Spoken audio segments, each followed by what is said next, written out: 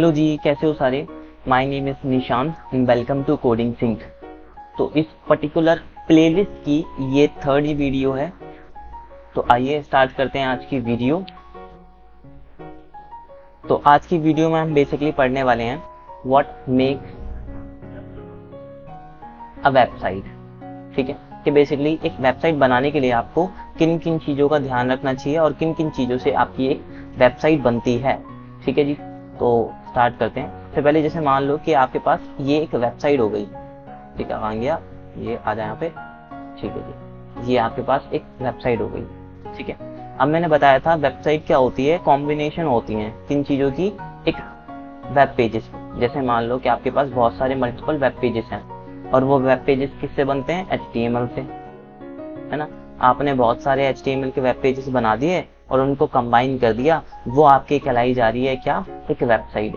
क्या कहलाई जा रही है, बेसिकली एक वेबसाइट। ये हो गई हमारी एक वेबसाइट। ठीक है जी, ठीक है, समझ आ गया।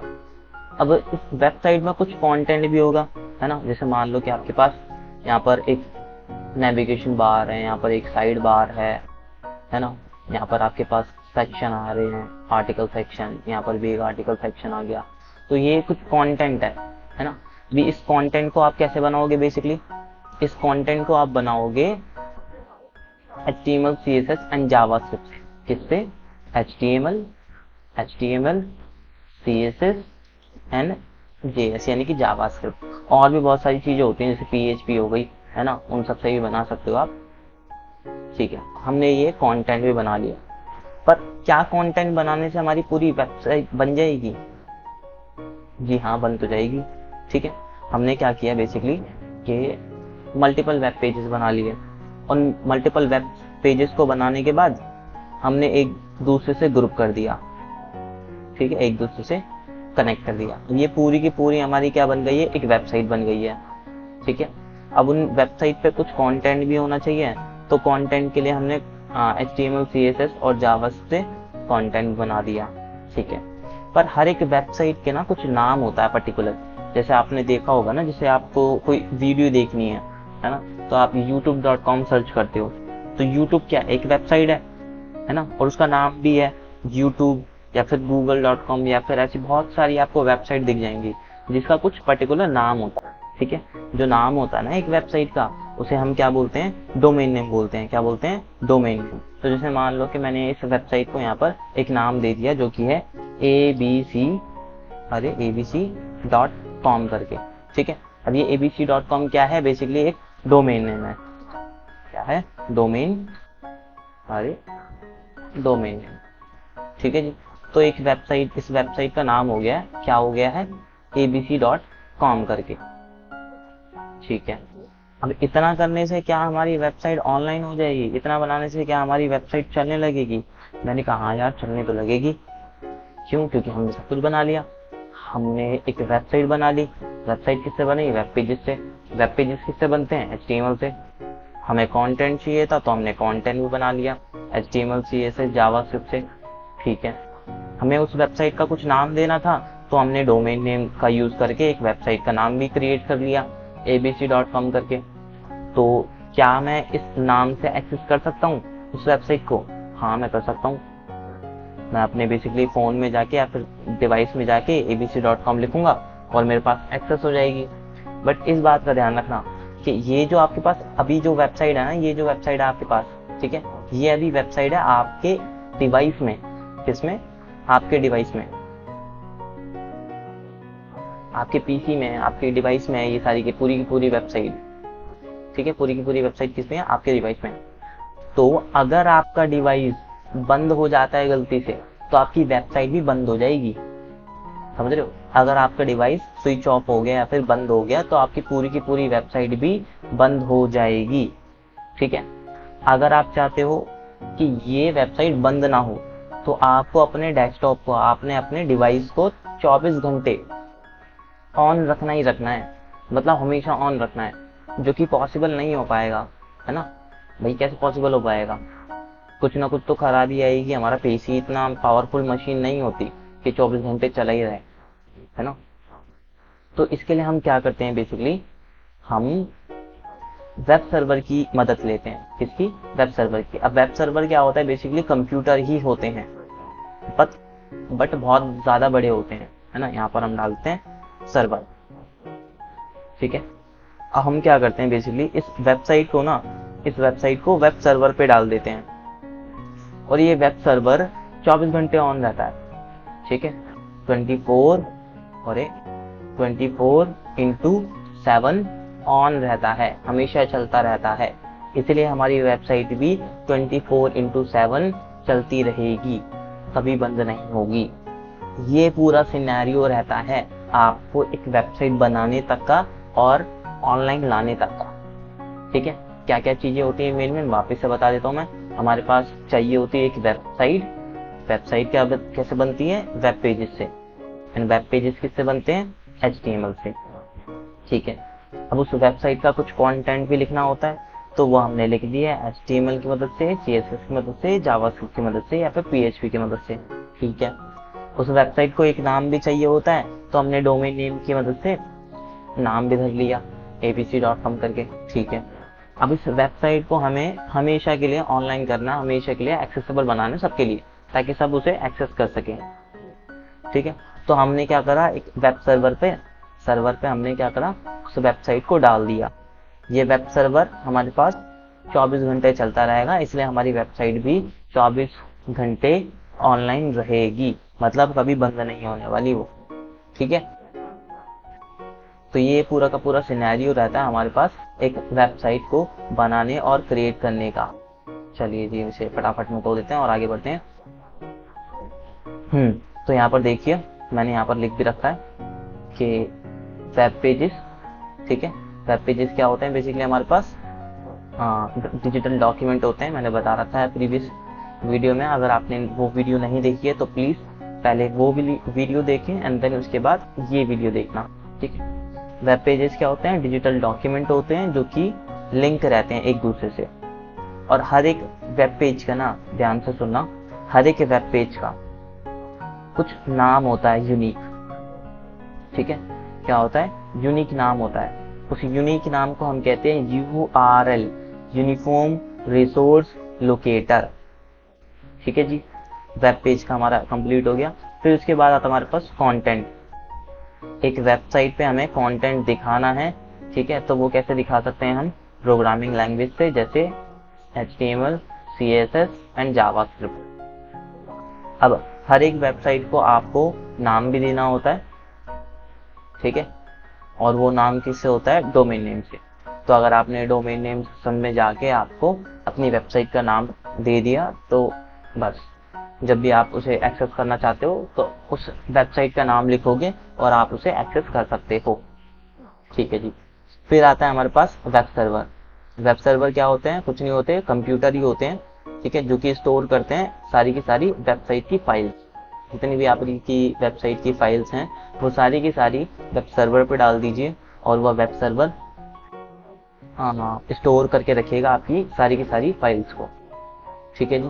पूरा समझ में आ गया? आई होप अच्छा समझ में आ गया होगा। अगर फिर भी समझ में नहीं आता तो प्लीज यार कमेंट कर दिया करो, है ना, ताकि पता लग जाए मुझे भी कि आपको क्या समझ में आया, क्या नहीं आया। बाकी आगे चलते हैं। फिर आता है हमारे पास वेब ब्राउजर। वेब ब्राउजर क्या होते हैं? बेसिकली कुछ सॉफ्टवेयर एप्लीकेशन होती है, ठीक है। अगर आपको इंटरनेट पे कुछ भी चाहिए, जैसे मान लो कि मेरे को इंटरनेट पे मेरे को फाइंड करना है कि बेस्ट डिजिटल एजेंसी, है ना, तो मैं क्या करूंगा? गूगल क्रोम पे जाऊंगा, है ना। गूगल क्रोम पे जाने के बाद सर्च करूंगा, तो गूगल क्रोम क्या करेगा? इंटरनेट पे जितनी भी डिजिटल एजेंसी से रिलेटेड कंटेंट होगा, रिसोर्सेस होंगे, वो लाके मेरे को देगा, ठीक है। तो वेब ब्राउजर क्या होते हैं? सॉफ्टवेयर एप्लीकेशन होते हैं जो कि अलाउ करते हैं एक्सेस, ठीक है, यूजर को एक्सेस प्रोवाइड कराते हैं। किस चीज का एक्सेस?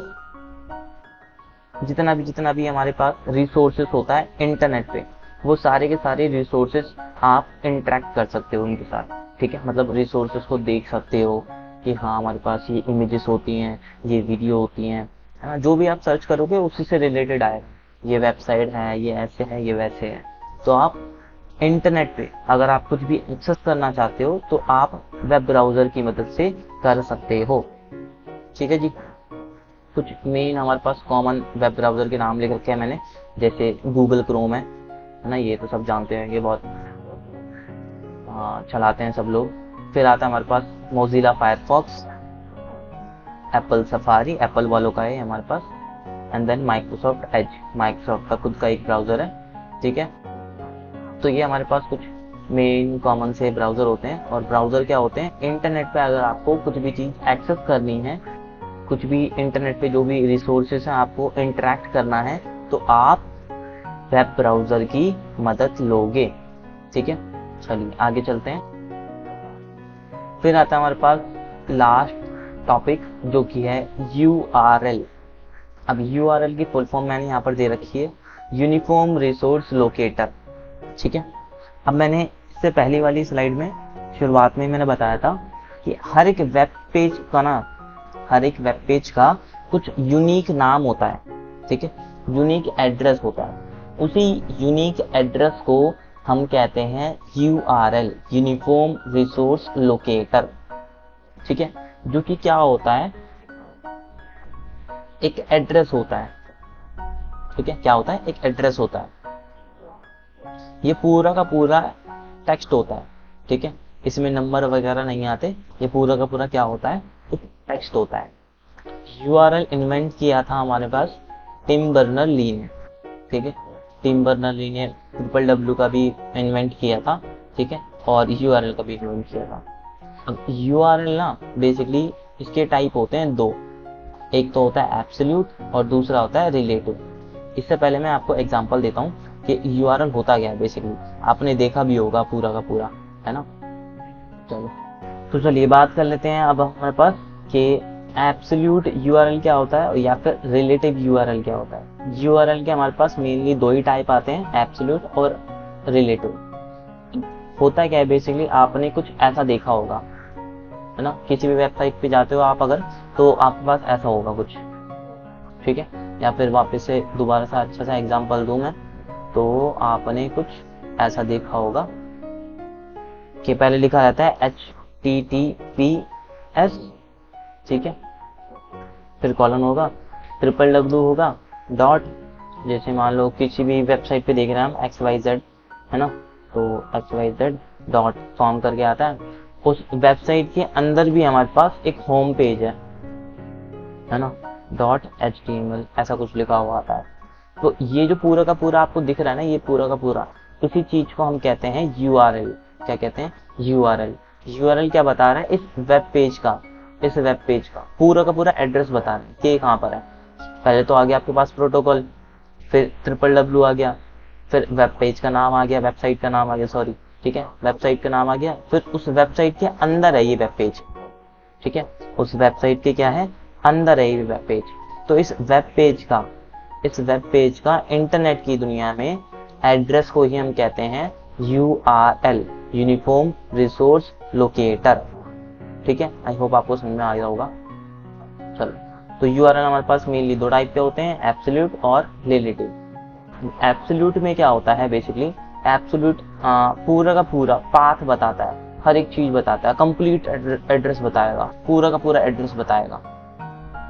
ठीक है, जैसे समझाता हूँ, जैसे मान लो कि आपका घर यहाँ पर है, ठीक है, और आप एक पार्क में हो, आप अभी कहाँ पे खड़े हो, एक पार्क में हो, और ये रहा आपका दोस्त का घर। अब आपको क्या करना है, आपके दोस्त के घर जाना है।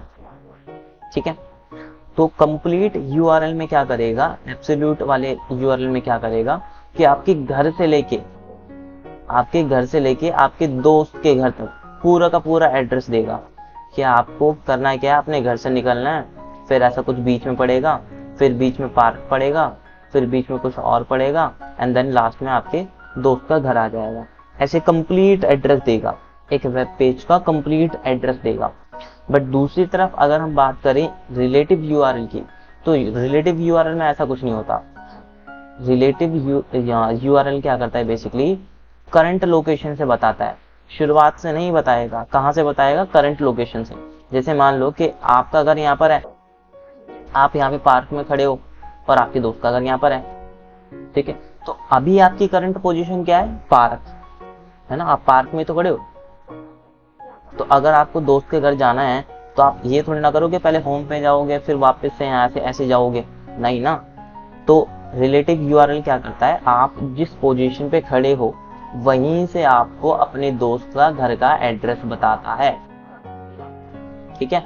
यानी कि आपकी जो लोकेशन है उसी लोकेशन से आपके वेब पेज की लोकेशन बताएगा, उसी को हम कहते हैं रिलेटिव यूआरएल, ठीक है। एग्जाम्पल के थ्रू समझाया मैंने, अपने दोस्त का घर हटा के अपना बस वेब पेज लगा देना, बाकी सब सेम है। वापस से समझा देता हूँ, समझ में नहीं आया हो तो इससे पहले मिटा देते हैं, इरेज कर देते हैं, ठीक है। मान लो कि आपका घर ये रहा, पार्क ये रहा एंड दोस्त का घर ये रहा।